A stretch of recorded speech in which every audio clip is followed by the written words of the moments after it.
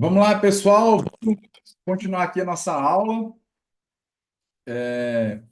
fazendo a nossa revisão aqui de Direito Penal Militar. Vamos abrir aqui o nosso material. Vamos falar sobre o estado de necessidade. Isso é um tema muito quente na prova, tema que já caiu na prova da questão discursiva do CFL-PMGO, né? Então, vamos comentar um pouquinho sobre isso aqui, para a gente estar bem preparado para falar sobre o estado de necessidade no direito penal militar. Beleza? Então, como eu falei para os senhores no bloco passado, no campo das excludentes de ilicitude, quando a gente faz a análise da ilicitude do crime militar, a gente verifica se não está presente nenhuma dessas excludentes, certo? Se tiver alguma dessas excludentes presentes, significa que não temos crime militar, porque está presente algo que afasta a ilicitude da conduta, tá bom? Então vamos lá. Primeiro delas, vamos falar sobre o estado de necessidade. Aqui, pessoal, a gente tem que tomar um cuidado maior no estado de necessidade no direito penal militar, porque o estado de necessidade no direito penal militar, ele pode funcionar como um excludente de ilicitude ou como um excludente de culpabilidade, ok? E como que nós vamos identificar que estamos diante de um estado de necessidade que exclui a ilicitude ou um estado de necessidade que exclui a culpabilidade? A gente vai ter que analisar, vai ter que ponderar os bens jurídicos envolvidos, certo? O valor dos bens jurídicos envolvidos nessa relação e no caso concreto. Então, a gente só consegue identificar se o estado de necessidade é exculpante, ou seja, exclui a culpabilidade, ou é, ou ele é justificante, ou seja, uma causa que afasta a antijuridicidade, afasta a ilicitude, se a gente analisar o caso concreto. Pois bem, mas o que é o estado de necessidade? É quando o agente pratica um fato para preservar o direito seu ou alheio, ou seja, admite um estado de necessidade para proteger um direito de terceiro, de perigo certo e atual. Cuidado, tá, pessoal? Que lá na legítima defesa ele fala atual ou iminente. Para fins práticos, tá? Não tem tanta diferença, não, né? A doutrina, né, inclusive, acha preciosismo, mas às vezes as bancas cobram lá a literalidade do conceito. E aí o iminente não está presente aqui no estado de necessidade, certo? De todo modo, é um perigo certo e atual, que não foi ele que provocou e ele também não podia evitar. E esse mal, certo? Por sua natureza ou importância, ele é inferior ao mal evitado. E além disso, a gente não era legalmente obrigado a enfrentar o perigo, certo? Então, o que ele está falando aqui? Que uma pessoa, né, um agente, ele pratica, certo?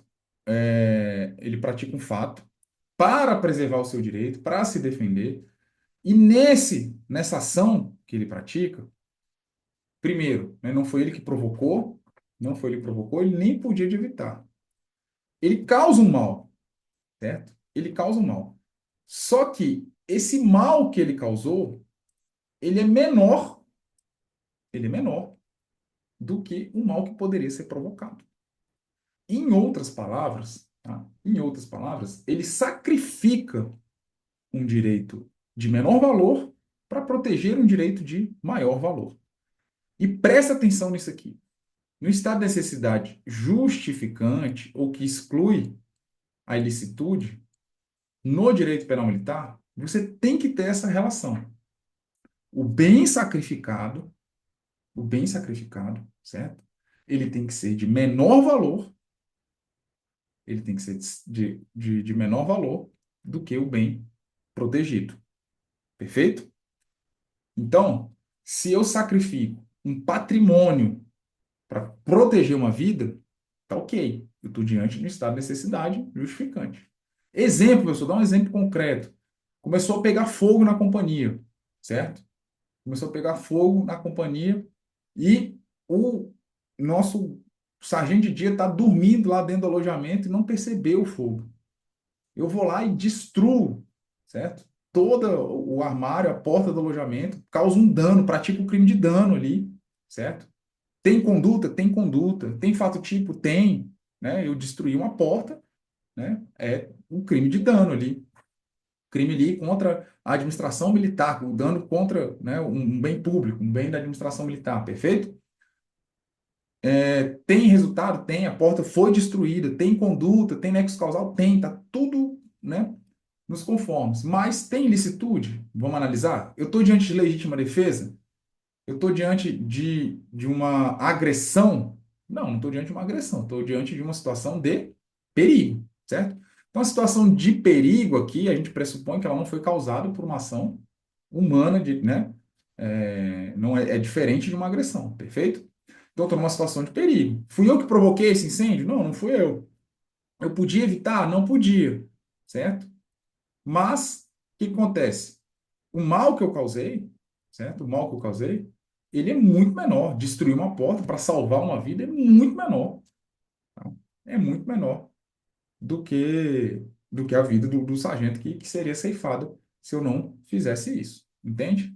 Aí você pode alegar, mas professor, mas ele não tinha o dever legal de enfrentar o perigo. Isso aqui é visto com muita, vamos dizer assim, muita temperança pela doutrina, tá? Mas às vezes cai na literalidade do código, certo? Nesse caso aqui eu entendo que não, né? O cara tá de sentinela ali e entra lá num fogo ali, destrói o negócio, a porta para salvar uma vida. Ele poderia, evidentemente, alegar ali o estado de necessidade, tá bom? É, Então, essa é a ideia. Eu só quero que vocês gravem que é o seguinte, que tem que ter o bem protegido, certo? Tem que ser maior do que o bem sacrificado, perfeito? O bem protegido tem que ser maior que o bem sacrificado. Porque lá no Código Penal Comum, essa relação,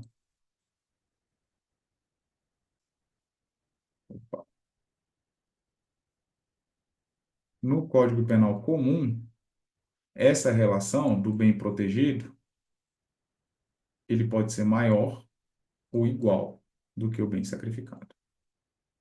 Lembra aquele exemplo lá dos náufragos? Ah, só tem um colete salva-vidas? No Código Penal Comum é estado de necessidade, ok? Mas no Código Penal Militar, como eles são de igual valor, a gente vai trabalhar com a ideia do estado de necessidade exculpante, certo? Lá no Código Penal Comum, não tem estado de necessidade exculpante, porque lá a gente adota a teoria unitária. Tá aqui, ó, no material. Aqui, a gente adota a teoria diferenciadora. E o que que a gente vai analisar? Os bens jurídicos, quais foram protegidos, quais foram sacrificados, certo? Ah, vai ter discussão, professor, uma vida, duas vidas, é pela pena que está previsto. Cara, para sua prova objetiva, meu irmão, ele vai dar um exemplo bem característico, a vida contra patrimônio, certo? Vai ser algo assim, né? A administração militar contra uma vida, tudo mais, beleza? Vai ser nesse sentido, beleza? Tranquilo? Bom, a legítima defesa aqui tem o mesmo conceito no direito penal militar, no direito penal comum, perfeito? Estrito como é dever legal, ele se aplica, né, no caso, tem mais relevância para a gente aqui, né, para os militares, né? Mas pode acontecer um exercício regular de um direito, no âmbito do direito penal militar? Pode, né? Por exemplo, um advogado que, eventualmente, né, se exalta durante uma audiência no âmbito da justiça militar e vem a proferir algumas palavras, né, que possa ferir a honra ali de um juiz militar, né, que é um oficial general, por exemplo, ou um oficial, que seja. É tentar no exercício regular de um direito, né? Não é injúria, né, nesse caso, ou quando o advogado utiliza assim, né, desse direito plenamente estabelecido. O estrito primeiro dever legal, ele se aplica, né, aos agentes públicos ou agentes particulares que exercem função pública, tá bom? Se liga nisso aqui que cai bastante também, tá? Que é o estado de necessidade do comandante, tá? Não há crime quando o comandante de navio, aeronave ou praça de guerra, na iminência de perigo ou grave calamidade, ele compele os subalternos por meios violentos a executar serviços e manobras urgentes para salvar a unidade ou vidas, ou evitar o desânimo ou terror, desordem, rendição, revolta ou saque. Então, numa situação extrema, tá? Numa situação extrema, de perigo iminente, de calamidade, o comandante de navio, aeronave ou praça de guerra pode compelir os subordinados, os subalternos, por meios violentos, a executar as obras, ou os serviços ou as manobras urgentes. Repare, cara, que ele fala comandante de navio, aeronave ou praça de guerra. Ele não fala comandante de grupamento de patrulha policial militar, certo? Ele não usa essa expressão. Inclusive, era uma das alterações que foram sugeridas no Código Penal Militar e que não passou, certo? Então, manteve-se aí essa redação do artigo 42, parágrafo único. Fica ligado, né, sobre quem são os sujeitos que podem alegar ali o estado de necessidade do comandante. Beleza? É mais uma causa que não tem paralelo aí no direito penal comum, tá? No consentimento ofendido, no direito penal comum, ele é causa supralegal de exclusão de licitude, isso aqui é tranquilo, certo? No direito penal militar, nós não temos, né, não é pacífico, certo? Que o consentimento ofendido é uma causa supralegal de excludente de licitude. Por quê? Como eu falei, no direito penal militar, todas as ações penais, com raríssimas exceções, né, a gente vai ver ali na aula de processo penal militar, elas são de ação penal pública incondicionada. E todo crime militar, ele, ainda que de maneira reflexa, né, ele vai violar a hierarquia, a disciplina, a ordem militar, né, a ordem administrativa militar, ela vai ser afetada quando tem a prática de um crime militar. Então, o bem ali não é disponível. Quer ver um caso que às vezes a gente se depara, né, por exemplo, curso de especialização, né, e tem um vídeo lá meu irmão, o aluno vai e leva uma tapona na cara lá, né? E aí, né, vaza o vídeo, o Ministério Público vai e denuncia. Aí uma das alegações é, não, ele aceitou submeter esse tipo de tratamento, ou então, não, ele concordou, ele não representou, né? Mesmo assim, né, não há uma posição muito firme na doutrina, né? Vai ter julgamento que vai absolver, tá? Mas eu quero que vocês levem para sua prova isso aqui. O consentimento do ofendido, ele não tem, certo? Esse condão tão seguro de causa supralegal de exclusão de licitude no direito penal militar, porque os bens jurídicos no direito penal militar não são disponíveis como são no direito penal comum, certo? Então, nesse caso aqui que eu falei do curso operacional lá, o agente responderia normalmente, né, pelo crime, ok? De injúria real, enfim. Vamos lá. O outro, né? Obediência hierárquica. Aqui, pessoal, como a gente falou, tem uma ligeira diferente, né? Se o camarada cumpre uma ordem manifestamente criminosa, certo? Ele vai responder, tanto que emanou a ordem, quanto aquele que cumpriu, certo? Agora, se ele cumpre uma ordem meramente ilegal, tá? O agente que deu o cumprimento não cometerá a infração penal, certo? Não cometerá a infração penal, beleza? Outra coisa que é importante aqui, dentro do direito penal militar, é o excesso, tá?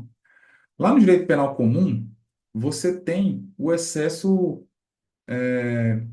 tratado lá nas excludentes de licitude de maneira bem simples. Olha, o agente que agir, né, amparado pelas excludentes de licitude, legítima defesa, estado de necessidade, ele responde pelo excesso. Não é isso que você tem? Aqui em direito penal militar, você tem algumas modalidades de excesso. Você vai ter o excesso culposo, certo? Que o agente vai responder culposamente pelo crime. E quando que se dá esse excesso culposo? É quando ele excede, né, na excludente de licitude, mas de maneira imprudente, de maneira negligente. Ele não queria, né, aquele resultado dolosamente, certo? Ele não tinha intenção de provocar aquele resultado, mas por uma falta, né, de observância dos limites daquela necessidade de usar força e tudo mais, ele pode responder culposamente, ok? Por exemplo, cara, ele está numa situação de legítima defesa, o carro está avançando contra ele, ok? E aí ele vai e dispara contra o veículo que está avançando. Acerta o motorista, beleza? Só que na hora que o motorista passa, ele vai e ainda dá mais dois disparos ali e acerta uma outra pessoa que não tem nada a ver. Certo? Pode-se entender que nesse caso, olha, ele, no primeiro momento ele agiu em legítima defesa ali. Mas no segundo caso, né, a legítima, a sua atuação legítima pode ter sido comprometida, ele pode ter se excedido, aqueles disparos não poderiam ter, não seriam necessários, certo? E aí ele pode entender como um excesso culposo, né? Então, o que eu quero que vocês levem para a prova, por favor, não são casos concretos, porque caso concreto, cada tribunal vai ter uma decisão e tudo mais, né? Cada doutrina vai ter um exemplo. O que eu quero que vocês levem para a prova é a literalidade da lei. O que acontece? Vai cair na sua prova o conceito de excesso culposo. E ele vai falar que quando, né, ele se excede culposamente nos limites da necessidade. Excede culposamente nos limites da necessidade. Ok? Aí ele responde a título de culpa. Pode acontecer, né, de um excesso excusável. Esse excesso, ele não está previsto no Código Penal Comum, por exemplo, expressamente. Mas é aquele por uma excusável surpresa, ou seja, por uma surpresa inevitável, ou uma perturbação de ânimo em face da situação, certo? Nesse caso aqui, é uma excludente de culpabilidade. Isso aqui é uma hipótese de inexigibilidade de conduta diversa, por exemplo, o excesso excusável, certo? Olha, ele agiu assim, ainda que ele tenha se excedido, né, mas foi por uma excusável surpresa, uma inevitável surpresa. Então, ele usa a força além do necessário, né, numa manifestação ou para conter uma briga de multidão, de torcida, certo? Ora, é uma situação de perturbação do ânimo muito grave, né? Não dá para apreciar aquele excesso da mesma forma numa situação comum, né? Então, essa é a ideia do excesso excusável, certo? É uma excludente, ela afasta a culpabilidade, isenta a pena, não é punível. E você tem um excesso doloso. E olha que interessante, pessoal. Lá no Código Penal Comum, ele fala que responde pelo excesso, ok? Simplesmente isso. Aqui ele fala que mesmo no excesso doloso, ó, mesmo no excesso doloso, o juiz pode atenuar a pena, ok? Ele não menciona quanto. A gente aplica a regra lá do artigo 73. Mas como assim? O que é um excesso doloso? Caiu na prova de soldado da PMDF, acho que em 2013, prova da Funiversa. Um caso de um, não foi no direito penal militar, mas foi caso de excesso doloso. O camarada era muito franzino, tinha um camarada muito forte, foi para cima dele, começou a bater nele, ele sacou a arma e atirou no cara, na perna, pá, cessou a injusta agressão. Ah, mas não era proporcional, cara, era o meio necessário que ele tinha lá disponível no momento, tá bom? Só que aí depois que ele tinha cessado lá, ele foi lá e ainda deu mais dois tiros no joelho do cara. Ah, então, calma aí. Aí ele já tinha cessado a agressão e essa lesão no joelho do camarada foi dolosa. Então, esse excesso foi doloso, tá? Só a diferença que eu quero que vocês observem é que aqui no direito penal militar, ó, mesmo no excesso doloso, o juiz pode atenuar a pena. Você não tem paralelo ali no direito penal comum, tá bom? Excesso intensivo e excesso extensivo, cara, isso aqui já foi bastante cobrado em prova, né? Hoje em dia meio que caiu no desuso, né? Mas vamos lá. O intensivo, pessoal, certo? O intensivo, a gente vai em cima do meio utilizado, que é desproporcional, é desnecessário, certo? Esse aqui, ele deu um exemplo até mais grotesco, né? Tipo, a gente xinga, ele dá um tiro de arma de fogo, né? Ele erra pelo meio que ele escolhe, tá? O meio que ele escolhe não é proporcional ao caso concreto. Sei lá, o cara tá com uma faquinha de serra, falando, rapaz, eu vou te matar. A polícia vai lá, meu irmão, pega aquele bastão da cavalaria, sabe? E ruma no quengo dele. Entende? É legítimo ele utilizar para se defender? O cara tá com a faquinha de serra ali sem ponta? Tá, é legítimo ele utilizar um meio ali de força, né? Mas o meio que ele utilizou, que ele usou, é desproporcional, é desnecessário. No extensivo, certo? É a duração, cara. Você grava sobre a duração, beleza? No extensivo, o meio pode até ser próprio. Então, no caso aqui, que o cara tá com a faquinha de serra lá, você está de serviço, o bebo velho vem encher o saco, sei lá, com a faquinha de serra, vou matar você, policial.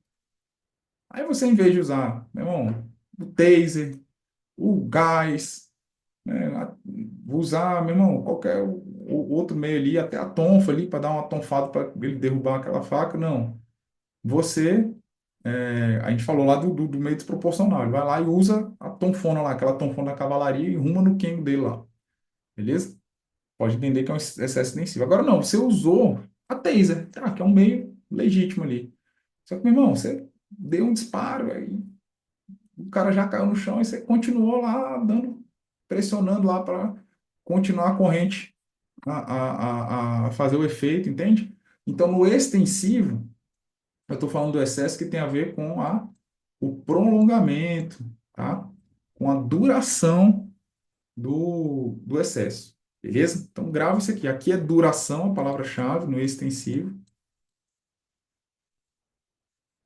E aqui é o meio, né? O meio que é impróprio, né? O meio que é desproporcional, certo? Aqui o meio pode até ser o legítimo, pode até ser o proporcional, tá bom? Bom, vamos falar de imputabilidade agora. Pessoal, cuidado, tá? Porque nós tivemos uma alteração na legislação em relação à imputabilidade no direito penal militar. A gente está com a mesma regra do direito penal comum. Antes, o Código Penal Militar não dizia, né, quanto que seria. E como é uma alteração recente, eu tenho para mim que isso aqui vai cair na prova. Para pegar o aluno que está estudando com material desatualizado, está estudando ali, né, com algo que não, não agrega muito valor, né? Beleza? Então, qual a ideia aqui, pessoal? No Código Penal Militar e também no Código Penal Comum, a gente adota o critério biopsicológico. Então, tem a questão dos 18 anos, meu irmão, não tem como. Não importa. Ah, mas ele tem menos de 18 anos, mas ele pode votar, ele tem tanta capacidade de discernimento, um cara que já está na faculdade. Ele já tem, olha só que interessante, olha que pergunta boa. Ele já tem capacidade, ele foi emancipado, os pais emanciparam ele porque ele já tem emprego fixo, já tem renda. Isso afasta isso vai tornar imputável penalmente? Não. Ainda que ele tenha capacidade civil, ainda que ele tenha grande capacidade de discernimento, o critério é absoluto na Constituição, na verdade, né? O menor de 18 anos é inimputável penalmente. Ponto. E tem um critério psicológico. Além disso, né? Além de ser maior de 18 anos, ele tem que ter o quê? Capacidade de entender o caráter ilícito do fato. Ou de determinar-se de acordo com esse entendimento. Beleza? Porque se ele não possui, no momento da ação ou da omissão, se ele não possui esse entendimento, essa capacidade de determinar-se de acordo com esse entendimento, que pode ser por uma doença mental ou um desenvolvimento mental retardado ou incompleto, ele é inimputável, certo? É o que o Código Penal chama de isento de pena. Aqui ele fala que não é imputável, ok? Afasta a imputabilidade. Então, ele não comete crime. Primeiro ponto. O inimputável não comete crime. Ok? Afasta o crime. Na estrutura analítica do crime, né, no conceito analítico de crime, como não tem culpabilidade, ele não comete o crime. Por isso que ele vai sofrer uma sentença, grave isso aí quando a gente for falar de processo penal, ele vai sofrer uma sentença absolutória imprópria, porque ele vai sofrer uma medida de segurança, que também é um tema, né, do nosso direito penal militar. Beleza? Então, fique ligado isso aqui, porque. E aí você tem a hipótese de semi-imputabilidade. Semi-imputabilidade. Ok? Que é quando? Quando a doença mental, a deficiência, não suprime. Não suprime. Ou seja, ele tem um pouquinho de capacidade, mas diminui consideravelmente. Grava as palavras-chave. Não suprime, mas diminui consideravelmente. E aí, qual é a consequência? Não fica excluída a imputabilidade, mas a pena pode ser reduzida de 1 a 2 terços. tanto no penal comum quanto no penal militar. Beleza? Isso mudou com essa lei. Tem muita chance de cair na sua prova. Tá bom? Vamos avançar, pessoal. Tem muita coisa. A questão dos menores de 18 anos já é tema do passado aí do Código Penal Militar. Tá tudo tranquilo. Embriaguez, tá? A embriaguez também, certo? Tem essa situação no direito penal militar. A embriaguez, deixa eu ver se a gente trouxe aqui os. Não, não trouxe, não, né? Mas a embriaguez, no direito penal comum e direito penal militar, são tratadas da mesma maneira, tá bom? Então, só que eu quero que vocês gravem o seguinte: a embriaguez, ela só vai, certo, afastar a imputabilidade quando ela for completa, completa,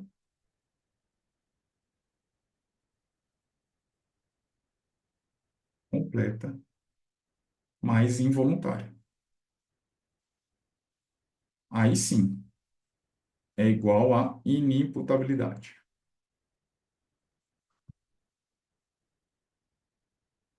Professor, ela foi involuntária, mas foi incompleta. Pode ser causa de semi-imputabilidade, pode reduzir a pena. Para ser inimputável, tem que ter esse binômio. O que é involuntário? Caso fortuito ou força maior, certo? Ou ele foi obrigado, foi coagido, né? Que entra nesse conceito, né? Certo? Ah, mas foi acidental. Não, certo?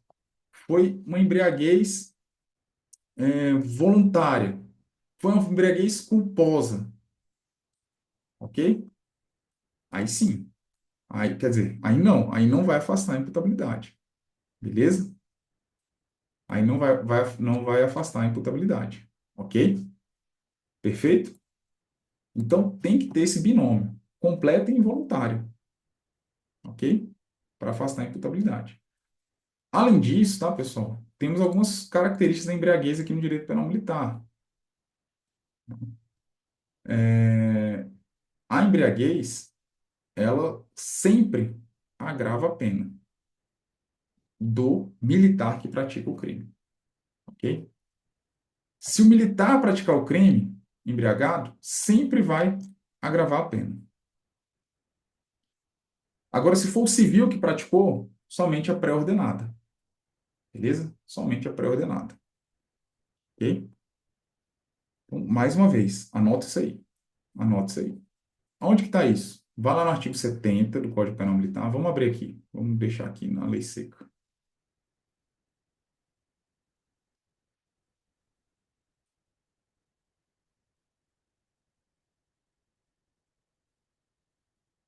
Isso aqui é um detalhezinho, mas às vezes, né? Vai que cai, né? A embriaguez está no 49, mesma consequência lá da nossa inimputabilidade, beleza? Agora, olha só. Artigo 70. São circunstâncias que agravam a pena, ok? Quando que agrava a pena? Praticar o crime depois de embriagar-se, salvo se a embriaguez foi de caso fortuito, engano ou força maior. Beleza? Ok. Agora, não, a embriaguez foi culposa, foi voluntária. Meu irmão, não importa. Vai agravar a pena, ok? No Código Penal Comum, não. Só agrava a pena a pré-ordenada. Aqui não, sempre agrava. Só que ele vai dar um detalhezinho aqui para gente no parágrafo único. O que que ele fala para a gente no parágrafo único? Na circunstância da letra C, salvo no caso da embriaguez pré-ordenada, o crime só se agrava, certo? Se for praticado por militar. Então, ele traz aqui, certo? A linha C, a embriaguez, a embriaguez, certo? Culposa, voluntária, enfim, praticou o crime no estado de embriaguez. Ah, não foi para o que que é pré-ordenado? O cara se embriaga para se encorajar a praticar o crime. No Código Penal Militar, não importa, velho. Se o militar praticar o crime embriagado, no estado de embriaguez, lógico, se não for embriaguez, o quê? Involuntário, certo? Caso fortuito, força maior, beleza? Se não for esse caso, ele praticou o crime embriagado militar, vai agravar a pena. Uma circunstância agravante, lá do artigo 70. Agora, se for o civil que praticou um crime militar, ele só vai ter essa agravação de pena, né? Ter a pena agravada se a embriaguez for pré-ordenada. Ok? Então, a gente tem esse detalhezinho da embriaguez aqui.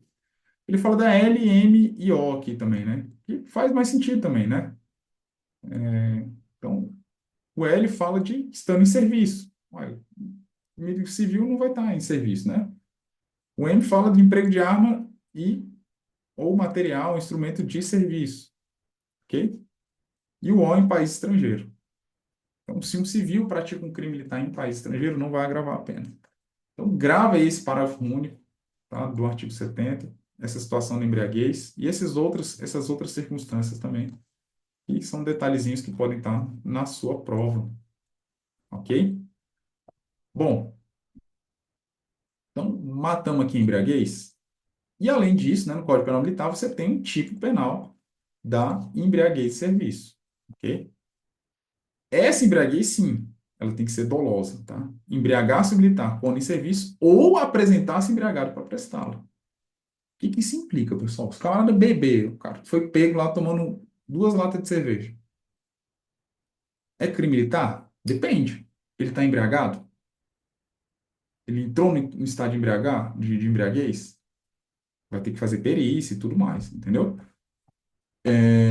Embriagar-se militar ele pode ser no serviço, certo? Ou se apresentar embriagado para prestar o serviço, ok? Outra coisa, nesse caso aqui, olha que pergunta capciosa. Militar que pratica o crime, né, de embriaguez de serviço é condenado. Eu posso agravar a pena dele? No artigo 70 lá? Não, não posso. Nesse caso, não posso, né? Por quê? Porque a agravante já constitui o tipo penal. Seria uma forma de bis in idem. Beleza? Pessoal, vamos lá. Falar de um tema muito importante para a tua prova, e é o concurso de pessoas. Concurso de pessoas. Nós temos ali 3 teorias, né, sobre o concurso de pessoas.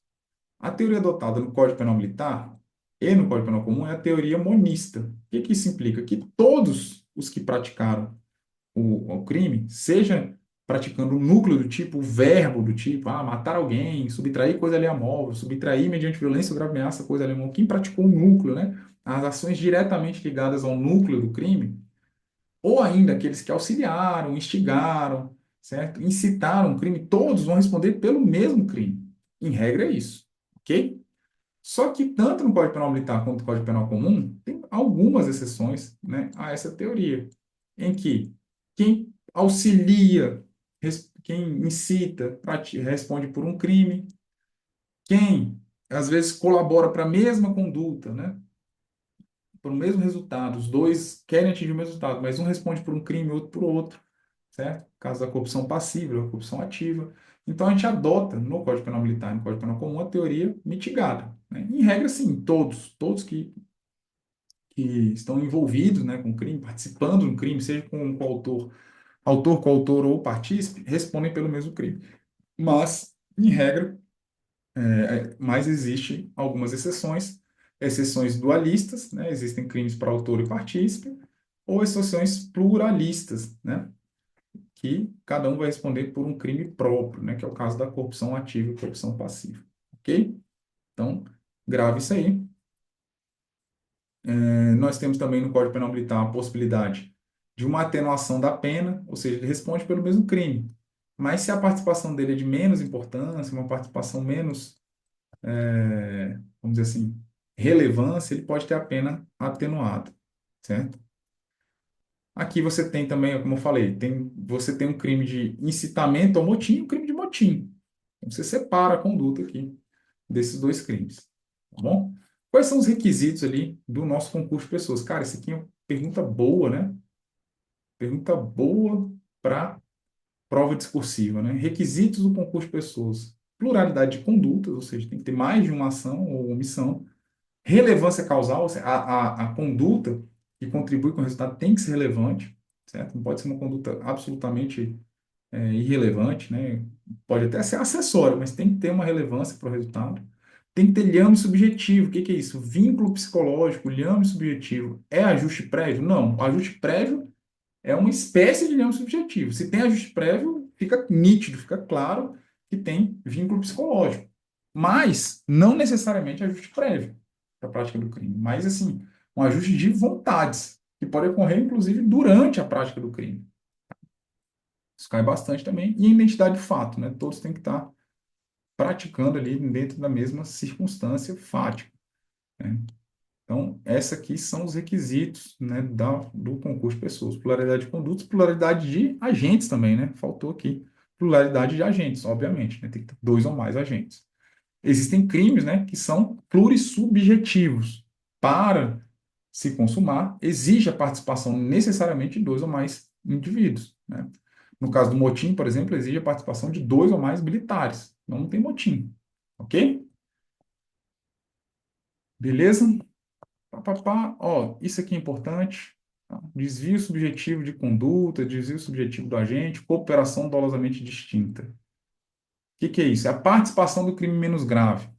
Isso não tem previsão no Código Penal militar expressamente. Mesmo com a reforma ali de 2023, não veio esse artigo.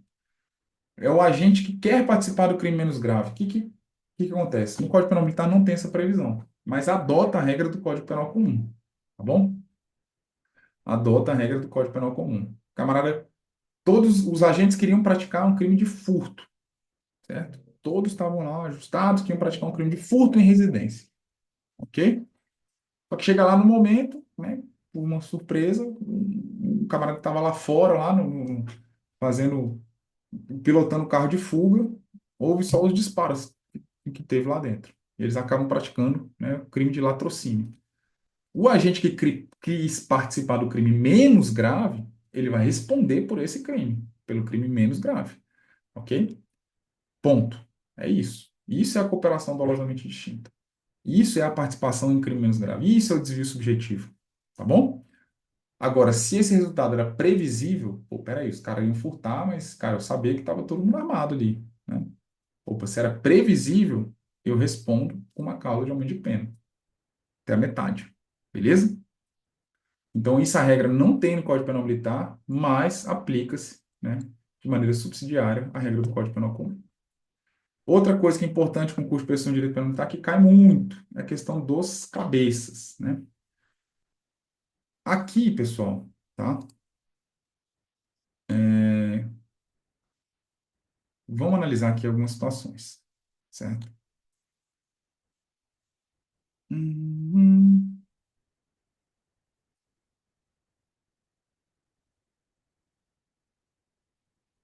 Vamos analisar aqui algumas situações em relação ao cabeça. Primeiro, tá? Só cabe crime de autoria coletiva necessária? Eu entendo que essa é a posição segura para você levar para a prova, tá? É ali segura para levar para a prova. Primeiro, que quando cai cabeça na sua prova, ele vai cair literalidade do artigo. Ponto. Tá? Ele vai cair esse parágrafo aqui. Então, o que é o crime de autoria coletiva necessária? Aquele crime que necessita necessariamente, né? Necessita necessariamente, é imperiosa a participação de dois ou mais agentes para que esse crime seja consumado, ok? E aí, nesses crimes, porque é o seguinte, lá no Código Penal Militar, você tem, você já tem uma hipótese de causa de aumento de pena para o concurso de pessoas, tá? Então, no concurso de pessoas, ok? Quem promove, organiza, certo? Coopera ou dirige as atividades tem a pena agravada. Quem coage ou executa materialmente crime, quem instiga ou determina a cometer o crime alguém sujeito à sua autoridade ou alguém não punível. Lembra daquele conceito de autoria mediata, quando o agente utiliza um agente não punível, né, um inimputável para praticar o crime, certo? Então, quem está nessas situações, ou executa o crime, onde ele participa mediante paga ou promessa de recompensa. Essas situações aqui, grave isso aqui, tá? Grave isso aqui, são causas, né, são agravantes, beleza? No concurso de pessoas. Agravantes gerais no concurso de pessoas. Só que aí o código vai mais longe. Ele fala assim, olha, mas tem uma situação nos crimes de autoria coletiva necessária, tá? Nos crimes de autoria coletiva necessária, ou seja, aqueles crimes que eu preciso da participação de mais de um agente, que eu vou chamar esses camaradas de cabeças. Quem? É o... Cara, você pode botar várias siglas aqui, né? Eu boto o PAGE, né? Quem provoca, excita, incita ou dirige a ação. Quem é o cabeça? O cabeça é quem?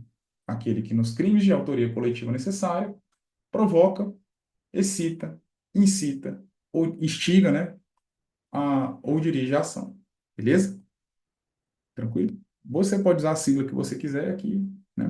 Que você grava esses verbos. Então, nesses casos aqui, eles serão considerados cabeças. E o que que isso implica? Tá? O que que isso implica? Que nos crimes em que há alguma consequência jurídica para o cabeça, eles vão estar nessa situação. E quais são os crimes que têm alguma consequência jurídica para os cabeças? No 149, no motim na revolta, vai aumentar a pena de um terço. No 182, certo? Também é uma causa de aumento de pena, é o crime de amotinamento. Também são crimes de autoria coletiva necessária. E no crime de tentar contra a soberania nacional, que aí é uma qualificadora, tá? O cabeça, no crime de tentar contra a soberania nacional, é uma qualificadora. A pena mínima aumenta ali, vai para 10 a 15 anos, salvo engano. Vamos, a gente pode ver aqui, né? Vamos aproveitar que a gente está no... Para o cabeça, vai de 15 a 30 para o cabeça e de 10 a 20 para os demais agentes, ok? Então, somente nesses crimes, ó, aqui ó, passei uma informação equivocada para vocês, ó. No amotinamento, na verdade, é uma qualificadora também, ó, cabeça. A pena é até 3 anos. Para quem não é cabeça, a pena é de 1 a 2 anos, ok? E lá no motim e revolta, aumento de um terço para os cabeças. Tranquilo? Voltando aqui para o nosso mapa de revisão. E aqui, pessoal, cuidado, tá? Que a redação aqui é inferiores e hierárquicos, tá bom? Faltou aqui o inferiores e hierárquico, foi incluída aí pela nossa reforma do Código Penal Militar. Beleza?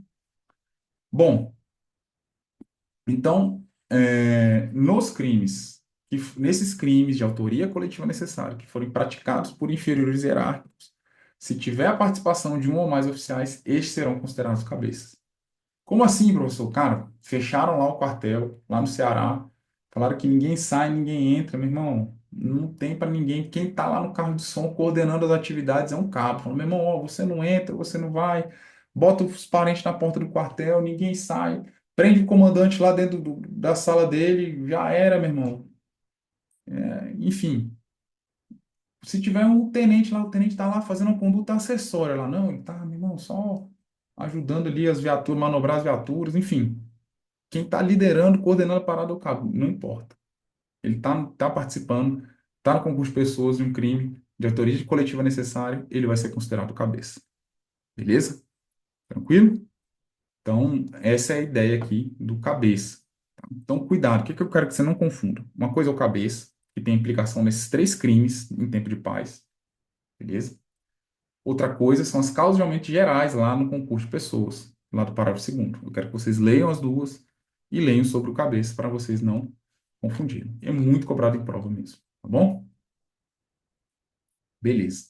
Pessoal, vamos parar por aqui e vamos falar, né, no próximo bloco sobre um tema mais importante, né, sobre classificação do crime militar, crime propriamente militar, impropriamente militar, e é isso. Aí eu acho que a gente consegue fechar aqui o nosso mapa de revisão, né? E passamos, né, para as aulas lá de processo penal militar, tá bom?